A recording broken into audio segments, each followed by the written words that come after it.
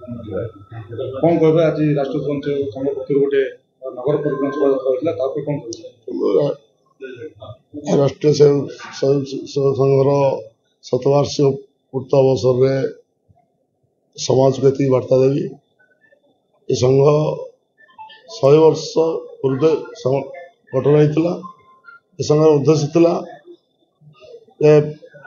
सेवा समर्पण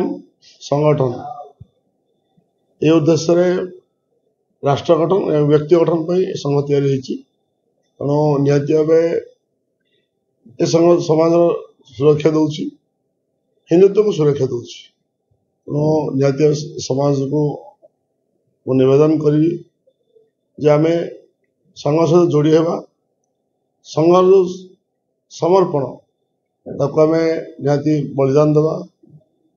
निज जीवन को जो संघ जरिए समाज को बलिदान देवा समाज